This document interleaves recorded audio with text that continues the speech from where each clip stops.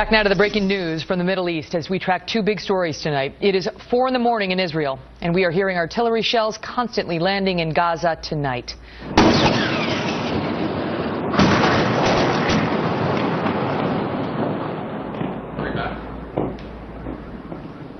Those are the sounds of war. Where is this, and what does it mean for the United States? Brooke Goldstein is the director of the Lawfair project and a human rights attorney. What about that, Brooke? What does it mean for us? Well, I think it means that we have to pay attention very, very closely, because there are several reasons why Americans should care very deeply about this current conflict. And number one, because of 9/11. Because Hamas and Al-Qaeda are the same type of Islamist terrorist groups that are theologically motivated with the goal of destroying the West. And Hamas is attacking Israel not because it's engaged in some sort of civil rights battle for the Palestinian people, for Palestinian sovereignty. We know Hamas does not care about the Palestinian people because they are using them as human shields. Hamas is attacking Israel because it sees Israel as the outpost of the West in the Middle East. And it knows if we abandon Israel, if we allow Israel to be destroyed, then we are next and it can destroy us.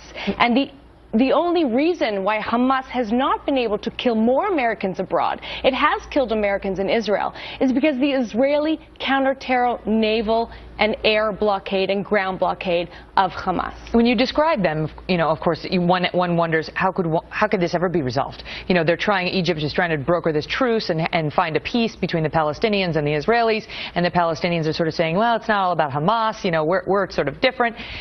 How can we ever, you know, you watch the artillery shelling land and continue tonight and you think, there's no way out. Hamas isn't going to say, okay, Israel, you get to exist. Well, first and foremost, we have to report on the conflict in a responsible way. What we're seeing right now is the media is misrepresenting what's going on the ground.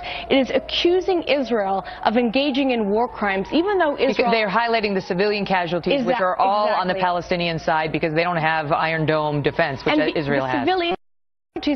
Because Hamas is using women and children as human shields. And what the media is doing is playing into the dead baby strategy, the so-called dead baby strategy, by reporting on these casualties without accurately reporting on how Hamas is using civilians as human shields.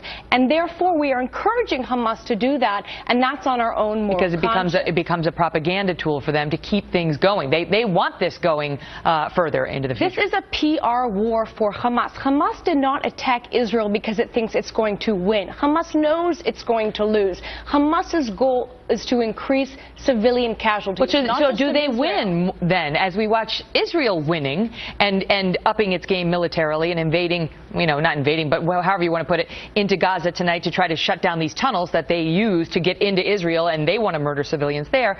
Are they winning by drawing Israel in? Well, they're winning the PR battle because the Western media is allowing them to, and they're also winning in the sense that the Obama administration has refused to cut off funding to the Palestinian Authority, even though it has now announced a partnership with Hamas. So you could make the argument that U.S. taxpayer dollars are going towards aiding and abetting a terrorist group, a designated terrorist group illegally that is currently engaged in a war against our ally and murdering its own civilians in the process. It's important to keep this in mind as you watch, you know, the darkness there in Israel. We're so far away there in Gaza and wonder why. Why are we covering this? Why is this all over every major channel? Those are some of the reasons why. Brooke, good to see you.